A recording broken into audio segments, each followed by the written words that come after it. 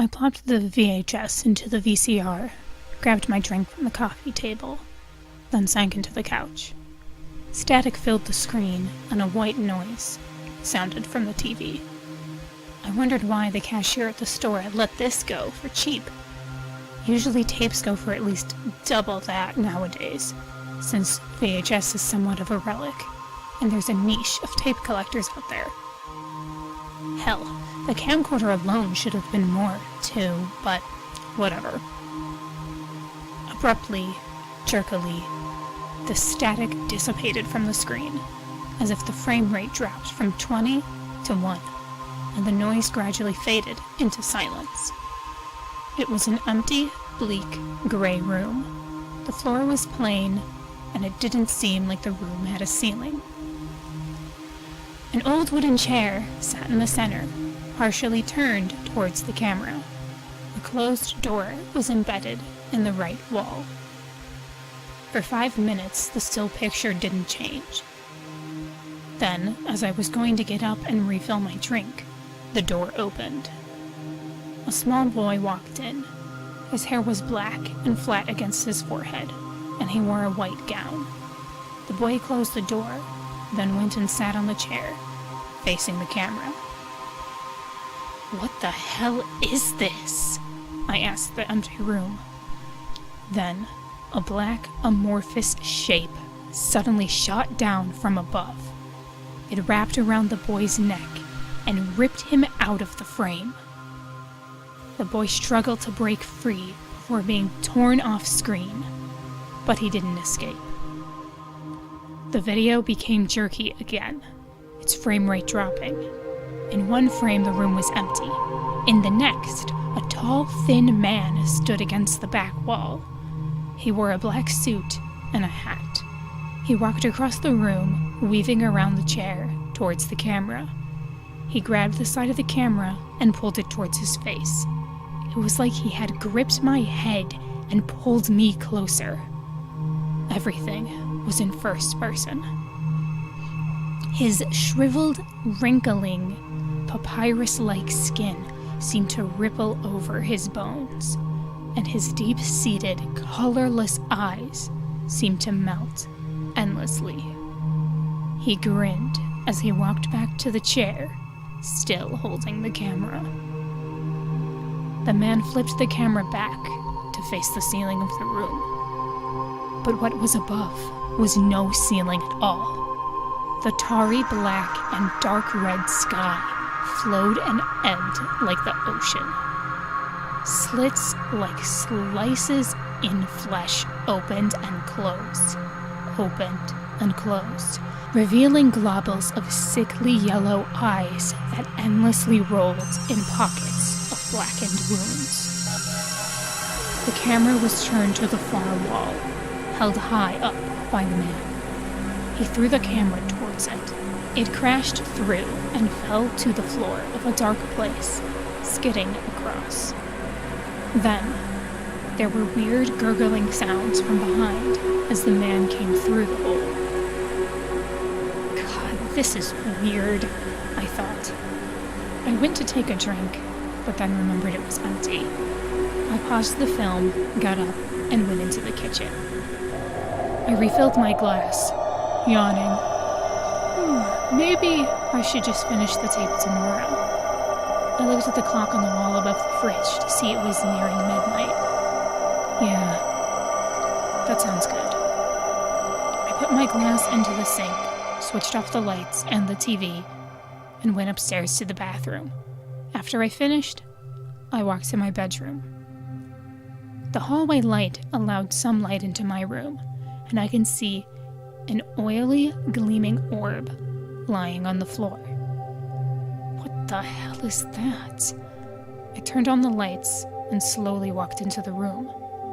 Trailing behind the glass sphere was a shrapnel of wood and plaster on the floor, which led to a large hole in my wall. Cautiously, I neared it, bent and peeked through. On the other side was a gray, empty room with a chair. Jesus Christ, I whispered. quickly turned to find him standing over the camcorder, leering at me. Before I could run, he gripped my arms and pinched them to my side. His strength seemed to be of at least 10 men. I struggled and screamed, but he simply stared at me, grinning. He pulls me in, as if hugging me tightly, then stepped through the hole. This is impossible. This is impossible. There's no way this is happening. This is all a dream. A goddamn nightmare. I closed my eyes and tried to wake up, but nothing changed. The realization came that this was reality, and I was not sleeping. That this was actually happening, and God only knew what would happen next. I remembered the boy being pulled up into the sky, and when I opened my eyes, I focused on the man, refusing to look up. He set me down on the chair, gripped both sides of my head, and forced my neck back. I saw the rippling black sky and the yellow rolling eyes. Then I heard a voice coming down. It spoke in a language I couldn't understand. It spoke so fast that even if it were speaking English, I couldn't have made them out. Then, in an instant, it happened.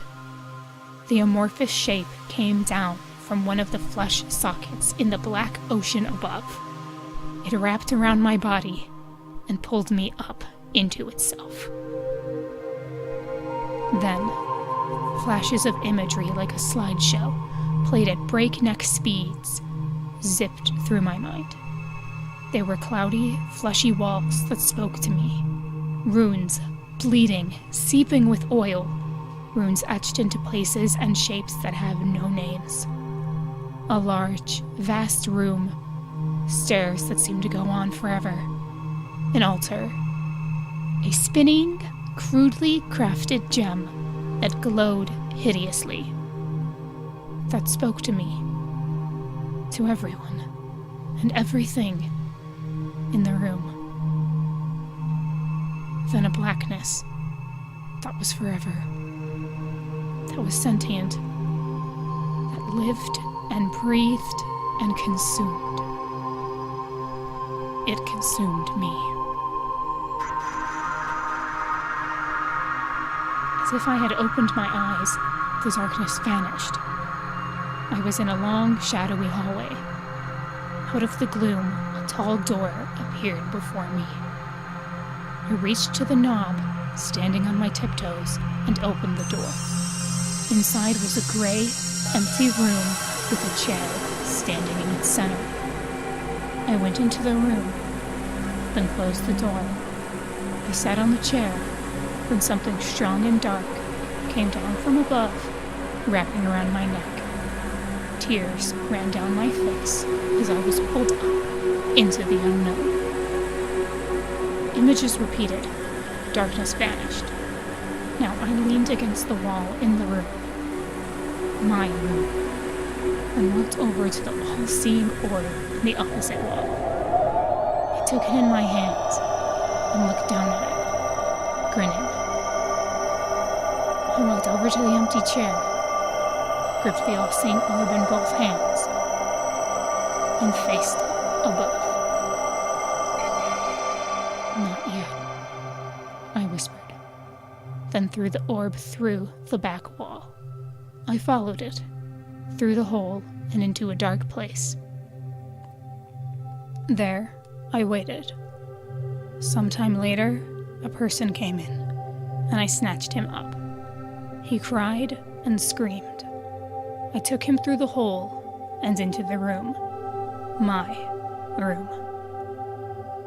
Mother took him soon after, like the child before him. I sat in the chair and waited for another.